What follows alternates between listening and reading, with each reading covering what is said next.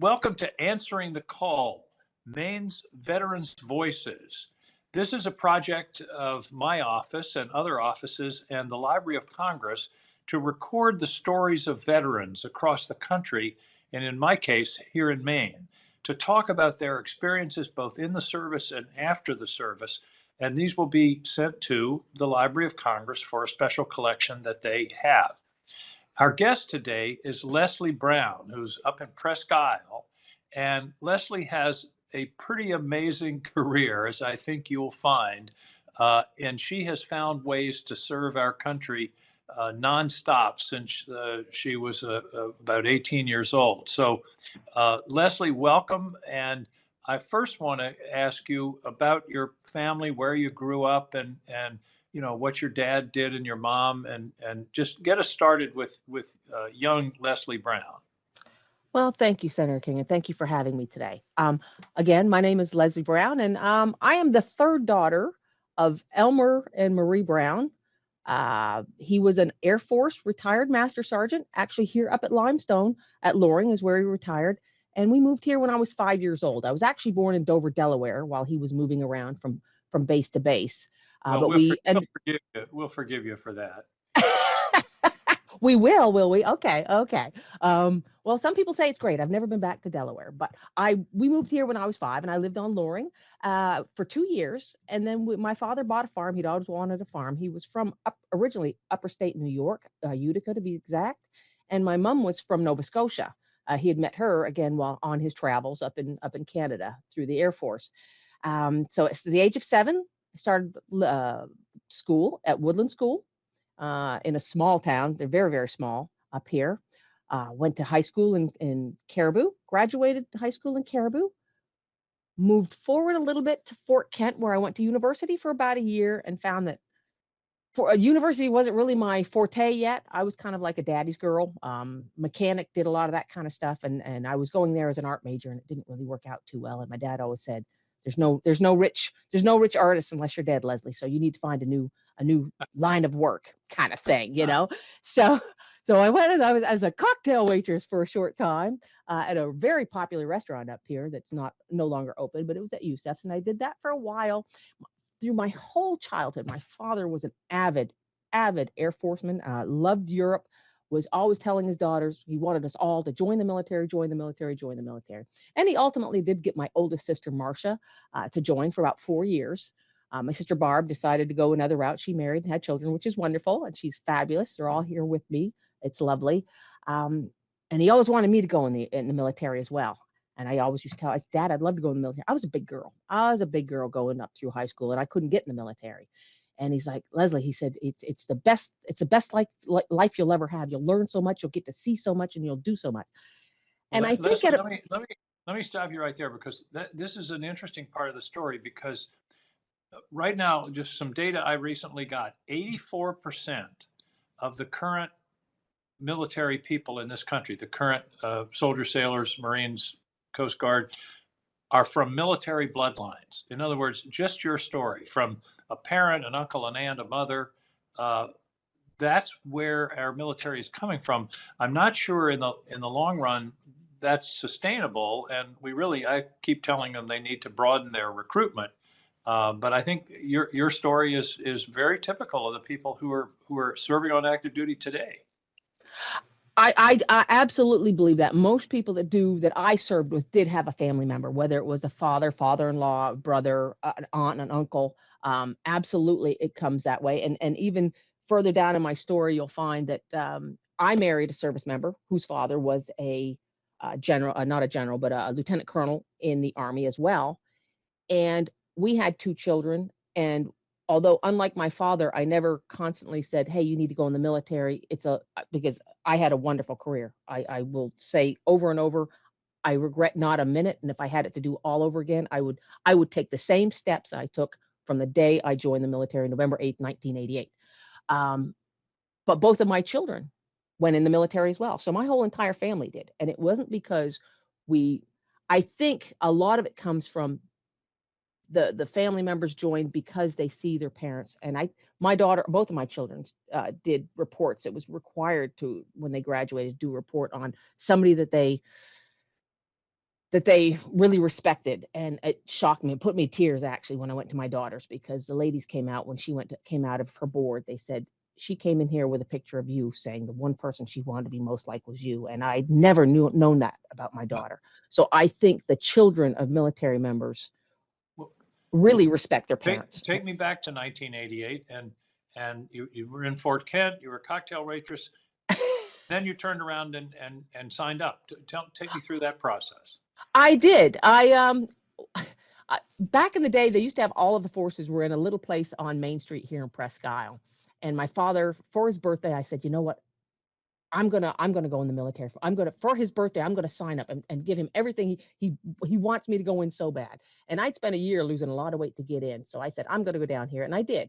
I went down thinking I was gonna go in Air Force, because my father was a jet engine mechanic in the Air Force. He worked on B-52s, and he also had done reciprocating prior to them switching over. And so I went in and I talked to a recruiter. I went in to see the Air Force. And I did pretty well on my ASVAB. I was pretty proud of myself and thought I did, mechanical. That's what I was worried about. And they really just kept saying, but we want you to do clerical stuff. We want you to do clerical stuff. And I'm like, because you did good on that too. And I'm like, but I want to work on aircraft. I want to fix engines. I'm really good at, I like tinkering. And they said, well, we don't have any openings. And I was really, really disappointed, because I was really hoping to bring home a contract for my dad. I didn't know how it worked at the time. And so I said, well, I'm going to walk away, which is different. If a lot of 18-year-olds go in there and maybe they wouldn't have had to say, hey, no, they might have just signed on the line anyway and done what was available. But I said, well, let me go away and think about this. And as I was walking down the hallway, there was an Army gentleman hanging out in the hallway, and he's like, actually, he was a sergeant. His name was Sergeant Pickle, and that's one of those names you'll never forget. Sergeant Pickle, of all names. And he said, I heard you talking to the Air Force. He said, you want to be a mechanic? I said, I can make you a mechanic. He said, I can get you that job. And I said, really? And I thought, okay, Army, Air Force, Dad might be mad. He'll get over it. So I did. I talked to Sergeant Pickle, and we discussed. We went over. He looked at my information, my paperwork, pulled it up. He said, we have openings and we can get you that job. He said, we can have you. I said, but I want to go to Germany. My dad always talked about Germany. I want that to be my first place. Can I go there? Can you send me there? He's like, absolutely. He said, we can put that in your contract. I had a wonderful rapport, and I had a wonderful experience with recruiters here. They had some lovely recruiters then. So he sent me down. I said, but I got to do this by July 13th. My dad's birthday is on July 13th, and the contract has to be dated July 13th. And I actually went to the MEP station in Portland and raised my hand and said, I do solemnly swear to protect. I did the oath, and I got home 30 minutes after midnight on my dad's birthday. And I was so upset. He was waiting for me because he was worried about me. And I gave him the contract. I will never forget his face. It was the most memorable, probably one of the most memorable times of my life. He didn't know that this was coming. He had no clue. I did. Oh. It was a secret. My mom and I kept it a secret up until she knew what was going on. That's amazing. So you're in, and then basic training. Where was that? It's closed now, but it was cold. I went in November, Fort Dix, New Jersey. Let me tell you, riding cattle trucks in there, going on the Paragon Trail and doing training and marching. It was a pretty cold place, but again, a wonderful experience. And I think one of the reasons it was easy for me. I think maybe because I was older, even though it was tough. When you got off the bus, they were pretty like, they weren't very pleasant. Let me put it like that. They yelled at you, but that was okay. I had a little bit thicker skin than most because I was older. The younger folks were a little bit shocked, but I wasn't as shocked because I kind of knew. I did my research before I went in. I knew that. How about there was how many women were there, and talk to me about experiencing all this as a woman, 40 plus years ago. Well, I will tell you, they were still segregated at that time, Senator King. When I went to basic training and when I went to AIT and all of those, the women there weren't co-eds. So I did see more women, I guess, initially because of the group, but further down in my career, like when I went to my first duty station, there was a lot less women based on the type of work you did. I was kind of like a mother figure. I'd say we had at Fort Dix, we only had one floor of one building at that time, which was not a lot for basic training, if you think about it, of all the people that were joining the military back in 1988. So it was not a large amount. Probably, I think, an average when I went through, maybe 20, 25 women and several hundred men. So it was a very, very small ratio at that time. And of course, a lot of the times when you went places, it was based on your MOS. So that made it even less. When you're in non-traditional, we call them non-traditional jobs, there's even less ladies around. Did they respect your desire to be a mechanic? Did you Um, get where you want to be? I kind of knew it was going to be a little tough. I knew that. Again, being older, it was easier for me. For the younger, not so much. But I would say, even when I looked to my left and right of those ladies that did go into those non-traditionals, a lot of them were older like me as well. There weren't You're, a lot of how, 18-year-olds. how old were you? You were what, about 20? No, oh no, sir. I was 25 when I joined the military. Okay. Yes, I tried the civilian world. Like I said, I waitressed for like 3 years. I went to school for 1 year, and I worked at Burrell's as well as a newspaper researcher. So I went in a little bit older, and I Hmm. realized that I really needed to do something with my life, something important, and that's why I went in and at an older age. And I think that's why my transition might be easier than some of the younger folks, honestly. Okay, Um, let's talk about what took place after basic. Where did you go? What did you learn? What was your oh, first duty station? My first duty station was Mannheim, Germany. Fabulous. I actually was only supposed to be there 2 years, and I ultimately ended up there 6 years because I met my husband in my unit, married, had children, and was able to stay longer and extend. And of course, a lot of things went on during that time. But yes, I went to Mannheim. I was at a Chinook unit, CH 47, Delta at the time. Uh, and my husband was a supply NCO. I was initially the only female engine mechanic there, and there was one in each one of the four shops. There was probably only a total of 5 women in a company of 200 soldiers at that Mm, time. In wow. in the mechanics portion, not in the administrative, but in the mechanics. And I remember when I first got in country, the sergeant major met me. And he's like, he did his interview, and he said, "We need somebody to work in the office. Can you work in the office?" I said, "How many words do you type?" And I said, "I don't type." He's like, "Well, we really." And he said, we really need somebody in the office. I'm like, Sergeant Major, and I was a little bit more nervous because the rank was pretty scary. And I remember he wanted to talk to all three of us girls came in at the same time. So he was talking to each one of us. When I went out, I ran down and I found a machine, and I put 5 marks in the machine, and I called my dad and I said, Dad, I said, they want me to work in an office as a clerk helping. He's like, Leslie, he said, do you want to work on aircraft or do you want to work in an office? I said, I want to work on aircraft. He said, then you go back up in the office and you tell the sergeant major, thank you, but you want to work on an aircraft. And I was like, okay, I can do this. So I had it was easier for me. I had a really strong background in it. And I did. And I ultimately went to that unit, and I was there for just shy of 6 years, 5 years before we deactivated. And in that time there, as you well know, I'm sure, the wall came down. Have my beautiful piece of stone, colored stone from that. I wasn't able to attend, but the wall came down. I participated in what's called Operation Silent Echo. And that was the removal, you probably know that as well, the removal of all of the nuclear weapons uh, out of Europe at that time. Yeah. And then, of course, Desert Storm, Desert Shield. I deployed for that in the humanitarian portion, not initially in the early days, but towards the end. And we did mostly humanitarian, providing food, blankets, and anything that was needed for medical supplies and that type of thing for the short time that went on. And then, of course, we deactivated. And, in 1994, I was sent back to the States. But it was probably one of my most favorite tours, always will be, maybe because I met my husband there and both of my children were born there as well. The tour in Germany. Yes. Yep. Okay, so back to the States, were you still doing mechanic work? You did human. Now, what do you mean when you say you did humanitarian work? Was that distributing food and materials Yep. to civilians? Yes, it was actually taking pallet loads full because, as you know, Chinooks are one of the largest medium lift helicopters in the Army. You can put quite a few pallets in there, and we would land in remote areas, and we'd bring things, like I said, again, blankets, water, MREs, anything that we could get our hands on was brought in for the locals who were displaced. Okay, so 6 years in Germany, and then Mhm. States. States, I came back to Fort Campbell, Kentucky. And I still did my same job. I was an E4 at the time. It was very difficult to get promoted to E5. You had to have certain schools, and I'd had children, and you couldn't go to school when you were pregnant. You had to have this school in order to get promoted. And then of course, when you go to 101, it's not a kick or anything like that. Air assault at 101st. And I never went to air assault, so they transferred me into a different unit. I still did Chinooks, which was nice.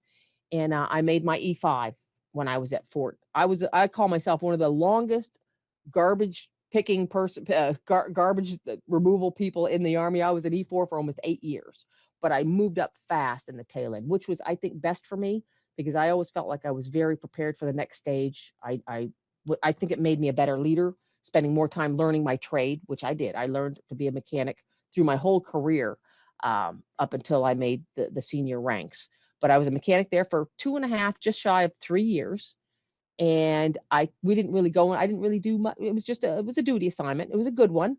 Not my most favorite, but it was a good one. Germany was absolutely one of my most favorite, and Fort Drum, New York, which I'll get to. But from there, I went to Korea for 1 year, and I was with 2nd ID, not down by Seoul. I was in the northern part of South Korea. I did a year there, hardship tour, left my family behind.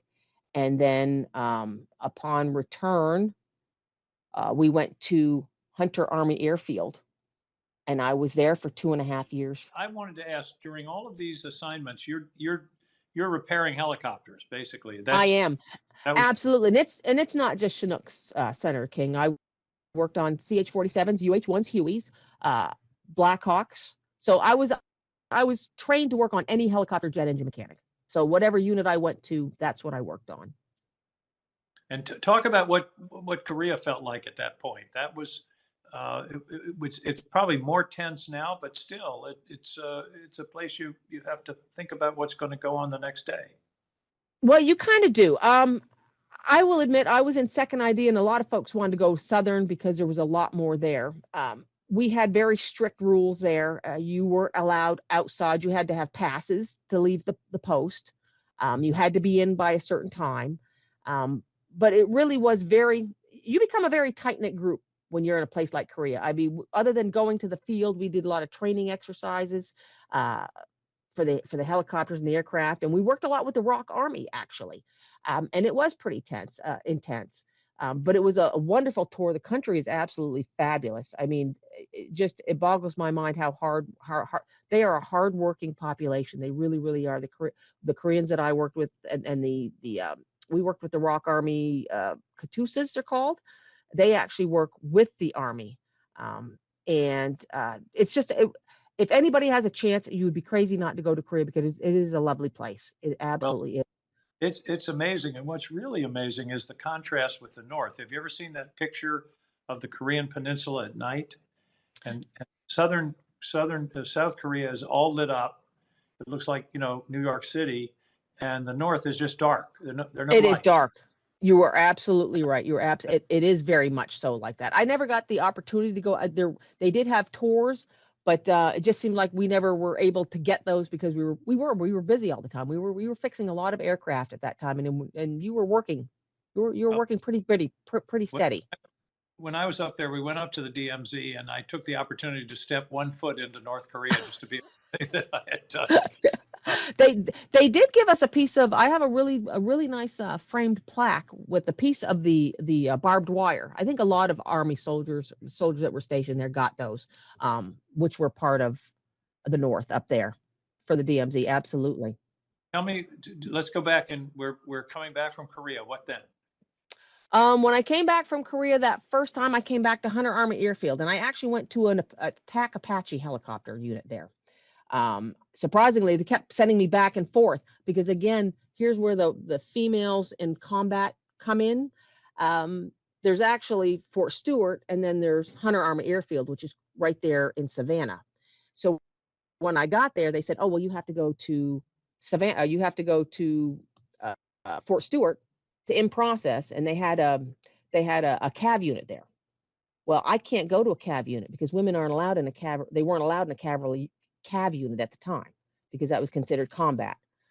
So I get there, and they said, "Oh, well, no, you have to go back to to Hunter Army Airfield." And I think I went back and forth, and this was an hour drive each way, 3 times before I finally said, "Folks, I can't. The only thing you have here are scouts. I can't work on scouts. I can't be, this is a combat deployable unit. I can't be within this unit. And they finally said, no, you have to go here. So I was there for about just shy of 2 years, a little over 2.5 years, when they were transitioning over into D models, which made them quite a bit more stealthy, quite a bit more high speed. And my window opened up for reenlistment. And I decided, well, I couldn't fly on them either. Of course, you can't fly on Apache, not unless you do what they call a spur ride, where they literally attach you to a wing, which I never wanted to be attached to a wing and do a spur ride.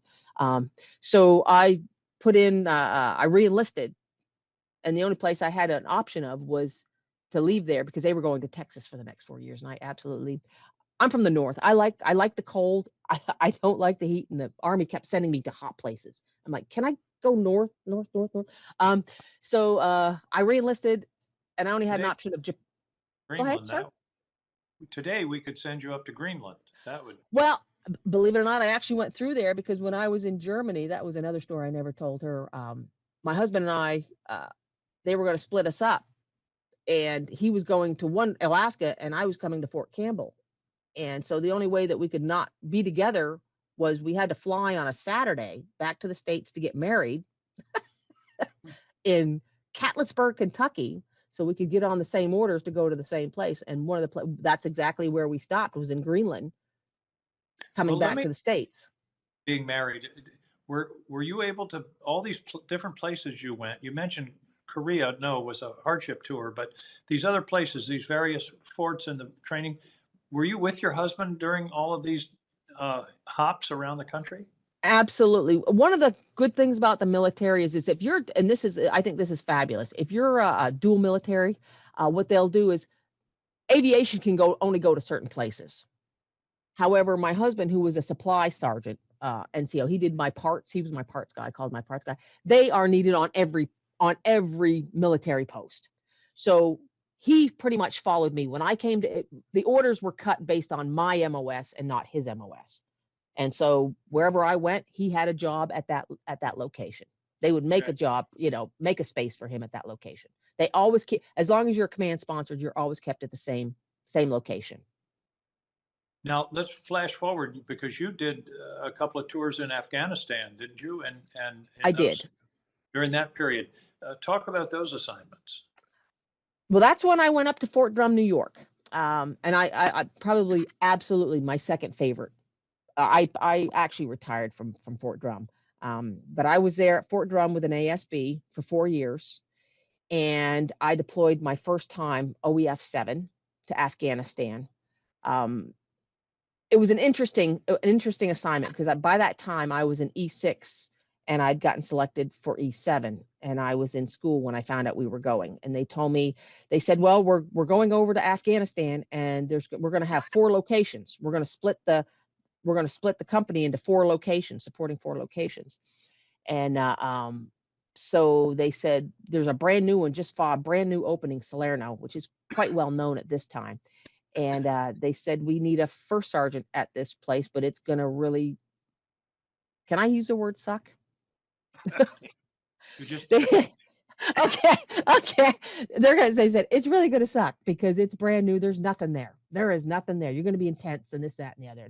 And they were trying to figure out whether I was going to take that location or I was going to go to Bagram.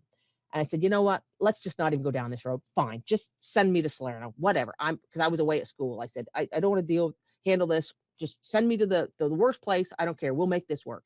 And it was a very, very good assignment. It was rough. It was tough. We had a lot of attacks, mortar attacks, and reset up. But I'll tell you what, one thing you learn about a soldier and a veteran, when they have nothing, they can make something out of nothing. And they built a truck while we were there. So we had transportation. They took an old bombed out truck, got people from the United States to send parts to them. These are my soldiers. And it was an incredible time when I was there. We had an incredible mission. We were out all the time. There was always an operation forward thrust, you name it. There was an operation this, operation that, and we had to keep those aircraft running. And a lot of times I worked with the Guard. We were attached because we were the active duty portion to support them. And I kind of got into it a few times with the sergeant major because they were always like, well, we need you to do this. I said, no, I can't do that. No, we're not doing this. No, we're not doing that. I have 60, and I only had 60 soldiers. I was only assigned 60 soldiers to do everything. It's funny you should talk about the soldiers who can make something out of nothing. Um, I was in Ukraine a year or so ago, no, less than a year ago, and the word that I kept hearing, which I was really surprised, was MacGyver. Do you remember MacGyver? He was the guy on TV who could, build a truck out of a book of matches and a Swiss Army knife. And Absolutely. be a characteristic when you're up against it, you've got to take whatever's at hand and make it work. And that's exactly what it sounds like what you experienced. All the time, every time, Senator. I will tell again, yes, you give a soldier nothing, but you leave things laying around, they will find a way to create something. I mean, I remember even when they needed downtime, when you're over there, it's stressful, Senator King. It's very stressful. You're away from your family. There's a lot of things that happen. I mean, we had soldiers that I had to say, I'm sorry, I can't send you back to the States because the emergency is not enough. It doesn't meet certain criteria. And I remember, holding a soldier, and having him go through tough times. It is tough on soldiers, but one of the things that I think really sets military apart from, say, the civilian population is, and I tell people this all the time, we are brothers and sisters. You really do become close, and oftentimes you're closer than you are with your family. These folks know more about you than your family do, and I think anybody would go to the mattresses for each other. And it's that bond that motivates you. It is absolutely the bond. I'll tell you, we got hit by probably one of the worst hailstorms, that first one, and it took out all the aircraft. It literally damaged all the aircraft. We were dead. We were sitting with medevac and aircraft on the ground that could not fly. And they sent us, we only had at the time 2 sheet metal folks, and we had 1 maintenance team. And that's why I had used to tell the National Guard, the Guard people all the time that, no, you can't have my soldiers. I have 60 soldiers and we work 24/7. We don't work 8 to 5. I said, when something's broken, we work till it's fixed. And so, with that type of smart, we actually, that hailstorm, when we had all of those aircraft out, and I think at the time there was 3, 8, 4, 12, we had, I think, 16 aircraft down. They got 16 aircraft back up in just under about a week with only 2 additional assistants coming from Bagram to help. They, incredible what soldiers can do, what they will do when they know that you're against it. They make it happen. They absolutely make it happen. What's your rank at this point? At that point, I was getting pinned. I was an E6 promotable, and I got pinned while I was on that duty assignment to E7. I was an E7, or a sergeant first class. So were you managing this unit that was doing this? Was my whole company. Yes, it was me and my commander, Captain Crump. He was something else completely. Yep, Captain Crump was his name. So now, did you do 2 tours in Afghanistan? I did. When I came back from that tour, we were actually on the patch chart to deploy again in 12 months to Iraq. So I was expecting to turn around and deploy, because I think, I don't know if everybody knows it, but 10th Mountain is one of the highest deployed cabs out there, as far as they have the most deployments of any other, pretty close with 101st. But I think we still beat them by a little bit. I was telling one of your aides that out of the whole time during the war and 9/11, only once out of all of those years was that whole Fort Drum was a whole division on that post. They were, one element was deployed at all times or more, most of it. The FOB was, the Fort Drum was probably only manned half of the personnel. And at that time, there's about 11,000. I think there's closer to 30,000 now. Don't quote me on that one, but I know it's huge now. But I did go a second time. But before I went that second time, I was expecting to go to Iraq. I came down on orders to go to the National Training Center in California. And I was like, no, please, I don't want to go. I want to deploy to Iraq with y'all. I wanted to stay. And my sergeant major tried very, very hard. But he told me, he said, you see that uniform with the Kevlar? You better get used to wearing it, because you're going out there to the NTC. Big Army says it's more important to train soldiers to go to war than it is to go to war. To make sure, and he was right. At the end of the day, I understand the concept. the better prepared you are when you send soldiers over there, the more you're going to bring home with you. And so I took that assignment probably, and I learned more from that assignment than any other time in the military. It was my 2 years at the National Training Center, where I was actually an OC, um, kind of giving my experiences and training other battalions and first sergeants and commanders on what they would expect when they went to Afghanistan or Iraq, what to expect, what they needed to do, some of the things that were going to make it more difficult, some of the things they needed to watch for logistically and that kind of thing. So I did that for a year and a half, but I got selected while I was there for E8 or Master Sergeant. And when you're an OC at NTC, you can only be an E7. It's a locked in rank. So I had to leave early. And I said, oh, please, can I go back to Fort Drum? I wanted to go back to Fort Drum. I loved Fort Drum. It was closer to home as well. I could actually drive through Canada and get home in 9.5 hours to see my folks and my family up here. And so they brought me back to Fort Drum. And I deployed one more time to OEF 11. And that's when I lost friends, people I knew, and probably my most important person while I was there. My husband passed on my last deployment, from something unforeseen. And I had to cut my tour short, but I came home. My son was still here. My daughter had joined the Army, and she was at Fort Sam Houston learning her trade as a combat medic. And she was actually going to be replacing me when I came back on this tour from Afghanistan. And I came home. My son graduated high school while I was home and doing what I needed to do. And after about a month and a half being at home, my son was like, Mom, he said, I can tell. Right after he graduated, he said, Mom, he said, you need to go back, don't you? I said, he's like, you've got unfinished business. My son grew up. He became a man overnight when my husband passed. And he said, you've got unfinished business. And I said, yeah, I kind of do. I went there with 200 soldiers. I need to come home with 200 soldiers. So I went back.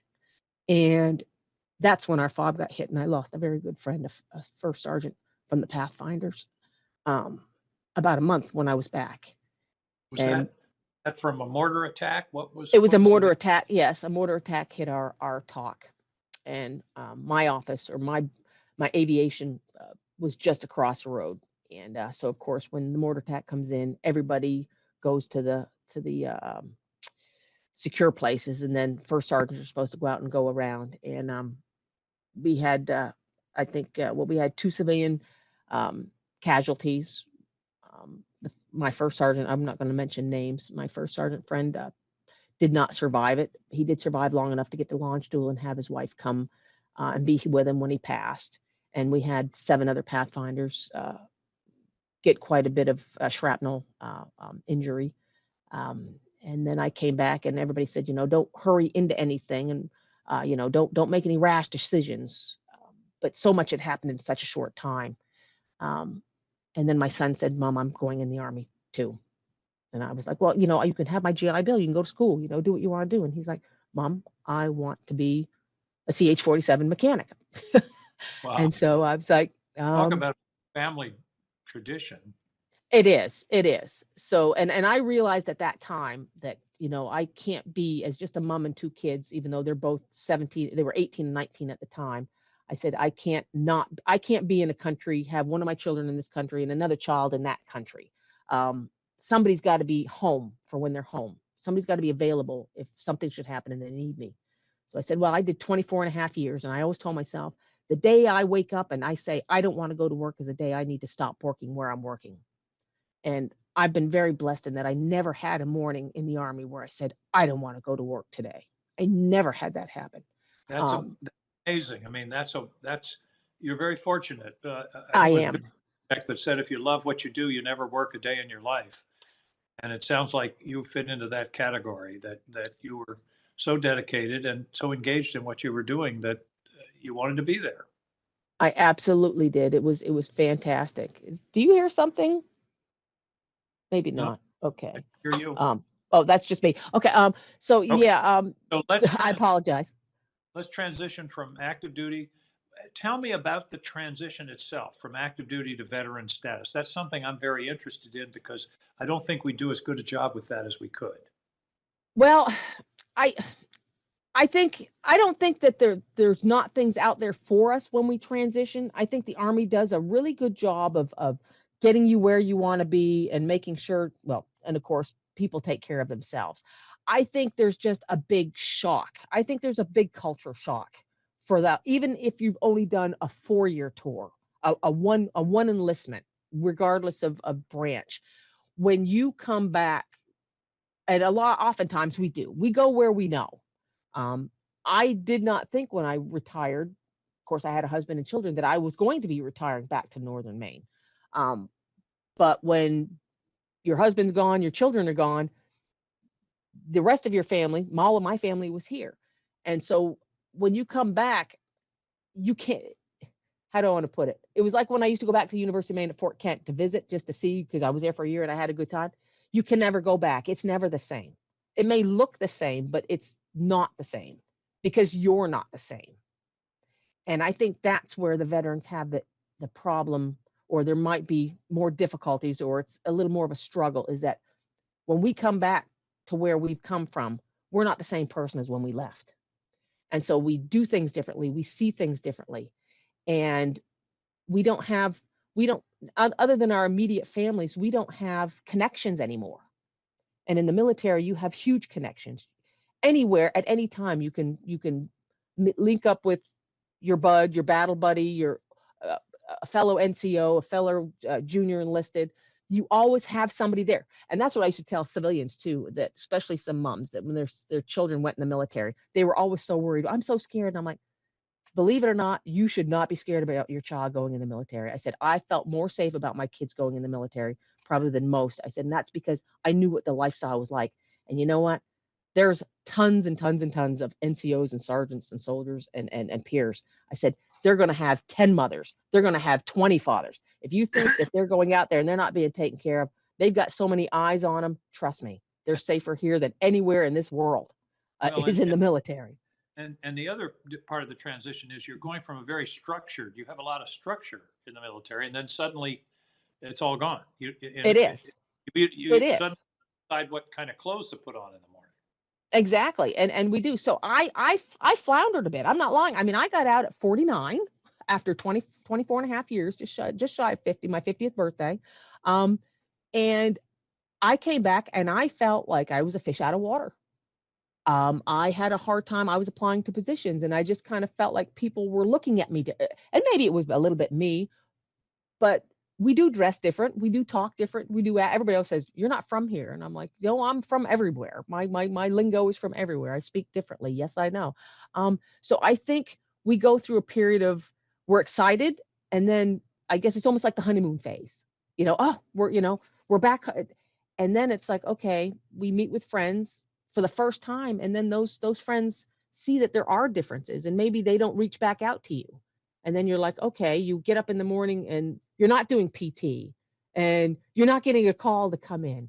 And that is probably, I think, one of the biggest stressors. And I work with, as you said, what's different now. I did end up ultimately working for the state here, working with veterans, and I work with them all the time. And that a lot of the younger transitional soldiers, I asked them, I said, if you had the opportunity to get out, or would you have stayed in or gotten out? I would say 98% of every young soldier or soldier that did not stay in longer says, I should have stayed in. They feel the difference.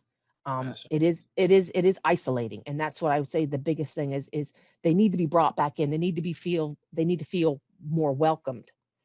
Well, one of the amazing things about your career, as I was reading your background, is you've never stopped serving. As you mentioned, when you got out at almost 50, but since that time, you've dedicated yourself to serving veterans in Maine and in the area through the state, and that must be satisfying, and especially for you because you know whereof you speak. Yes. You can veterans from a point of authority. We know, absolutely. And I will say soldiers feel comfortable with soldiers. And that's where we always say, oh, that's okay. You're forgiven. You're a Marine. The branch doesn't matter. It's you've been where I've been. It is a commonality. And so, yes, I feel at home, and I want others to feel at home, and I want to be that person, to be here for them when they're looking, when they're at their worst. And let's face it, I work in a job here where when people are coming in here, it's when they need help. When they don't have a job, or they don't know where their next step is, or they don't know what they're going to do, or do they want to go to school. So I kind of feel like I'm lucky to be able to be here and help them on the next step, and let them know that, hey, even outside that, I'm still here, and I can get you in touch with people that will make you feel more comfortable, and get back into the swing of things. And it's Well, it's it's been very fulfilling. in Maine, of course, we have a large veterans population. I think we're second or third in the country in terms of percentage, and we also have I believe, a really good VA structure in Maine. People at Togus, I always, it's funny. Some of my colleagues say they get complaints about their VA medical facility. I practically never do. People feel good about what they're getting in Maine. From the CBOC, I was up your way not long ago and opened the new CBOC in Presque Isle. The only thing bad about that is how to get in and out of it from the highway. But other than that, it's a beautiful facility. It is. It absolutely is. I've been waiting for that. I drive by it everywhere. I'm like, when are they going to open this place? It's been under construction for a while, and then I finally saw the banner up there. I've got to go take a walk through. But yes, Oh, I'm with you, Senator. I think that the VA does a wonderful job of the healthcare. I really do. I mean, I'm sure you can't please everybody, and there are certain things that, but for the majority, most of the folks, I've had nothing but wonderful interactions with the VA. Even with as far away, they've been very facilitating with helping me travel the least that I have to travel. And I think the quality of care that I've gotten has been exceptional, really, really exceptional. And I hope they do continue to do well.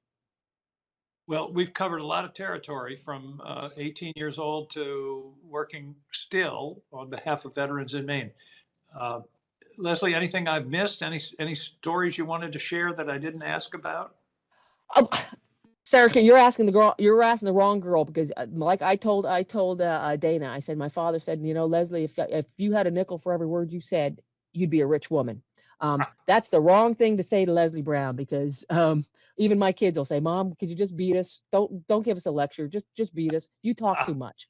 Um, so I'm not going to bend anybody's ear any longer. I could tell stories all day long, but we'll save Well, one. We'll save them for another day. okay. Well, Leslie, I want to thank you. I mean, it's people say thank you for your service, but your service is still going on, and the service you've provided to the country and to the veterans in Maine and to your community is just it's inspiring. I'll be honest, it's inspiring, and uh, those of us that are in public service, we need to run across people like you every now and then.